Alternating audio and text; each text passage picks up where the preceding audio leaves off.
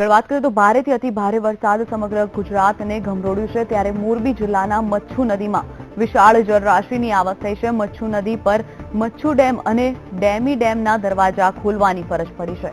ડેમની જળ સંગ્રહ ક્ષમતા કરતા પાણીની આવક વધાર થઈ છે। એક સાથે બંને ડેમના દરવાજા ખોલી નાખવા પડે તેવી પરિસ્થિતિ સર્જાઈ છે, જેના પગલે બંને ડેમના દરવાજા ખોલાતા પાણીનો ધસમસતો પ્રવાહ હેડવાસમાં માણિયા અને આસપાસના ગામોમાં ઘૂસ્યા હતા। ડેમના પાણી અને વરસાદના પાણી ભેગા થતા નદીઓએ કાંઠા તોડ્યા હતા અને કાંઠા વિસ્તારના અનેક ગામોમાં પાણી ઘૂસી જતા ભારે તારાજી સર્જાઈ હતી। હજુ પણ વધારે તારાજી સર્જાવાની આશંકાને પગલે બચાવ અને રાહત કાર્યક્રમ માટે તંત્ર સાબદું બન્યું છે।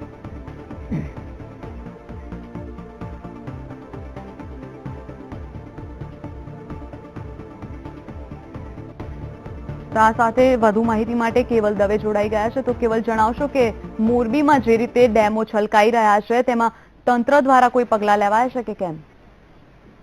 જી, મોરબીના માળિયા સહિતના ગામોમાં જે રીતે વરસાદી પાણીની સાથે સાથે જે ડેમના દરવાજા ખોલવામાં આવ્યા હતા, એટલે કે મચ્છુ અને ડેમી ડેમ જે છે એના દરવાજા ખોલવામાં આવ્યા હતા અને તેનું સમગ્ર પાણી જે છે માળિયા ગામમાં એકઠું થયું હતું અને તેને કારણે ગઈકાલ સવારથી જ ગામડાઓમાં પાણી જે ભરાઈ ગયા હતા, ગળાડૂબ પાણી ભરાઈ જવાને કારણે ખૂબ જ તારાજી જે છે સર્જાઈ હતી। લોકોની ઘરવખરી જે છે એને પણ નુકસાન પહોંચ્યું હતું। જોકે તંત્ર દ્વારા જે રાહત કામગીરી કરવાની હોય છે તે રીતની કરવામાં આવી હતી અને તમામ લોકો જે છે એને બોટ દ્વારા અને અથવા તો હેલિકોપ્ટર દ્વારા સુરક્ષિત સ્થળે જે છે ખસેડવામાં આવ્યા હતા। પરંતુ કહી શકાય કે જે રીતે ડેમના દરવાજા ખોલી અને તેમનું પાણી એકઠું થવાને કારણે સમગ્ર વિસ્તાર જે છે એમાં પાણી ભરાઈ ગયા હતા અને ખાસ તંત્ર દ્વારા એક એલર્ટ પણ જાહેર કરવામાં આવ્યું છે કે જે નીચાણવાળા વિસ્તારો છે તેમને સુરક્ષિત સ્થળે પહોંચી જવું અને ગઈકાલ સવારથી જ જે વહીવટી તંત્ર જે છે તેના દ્વારા સમગ્ર કાર્યવાહી જે છે કરવામાં આવી છે અને કહી શકાય કે અત્યારે જે મોરબી કચ્છ હાઈવે ગઈકાલ સવારથી સાંજ સુધી બંધ રાખવામાં આવ્યો હતો તે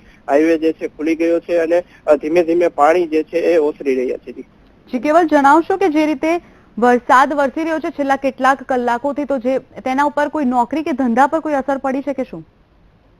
જી, ચોક્કસપણે ગઈકાલથી જે રીતે સવારથી જ જે કચ્છ મોરબી હાઈવે જે છે એ ખૂબ જ મહત્વનો ગણાય છે કે ત્યાંથી લાખો લોકો છે દરરોજ પસાર થતા હોય છે, પરંતુ જે રીતે ગઈકાલે વરસાદ પડ્યો અને હાઈવે પર પાણી જે છે ભરાઈ ગયા હતા તેને કારણે એક તરફથી બીજી તરફ જવાનો રસ્તો જે છે બંધ કરી દેવામાં આવ્યો હતો। તેને લઈને મોટી સંખ્યામાં લોકો જે છે એને મુશ્કેલી ભોગવવી પડી હતી અને હાઈવે બંધ થવાની સાથે જ ટ્રાફિક જામના દ્રશ્યો જે છે પણ સર્જાયા હતા। ખાસ કરીને ગામડાઓની વાત કરવામાં આવે તો માળિયા સહિતના તમામ ગામડાઓ છે ત્યાં લોકો બે દિવસથી એક જ સ્થળે ફસાઈ ગયા હતા અને બહાર નીકળી શક્યા ન હતા, પરંતુ હવે પરિસ્થિતિ ધીરે ધીરે ખાડે આવી રહી છે અને લોકો જે છે એ સુરક્ષિત સ્થળે પહોંચી રહ્યા છે।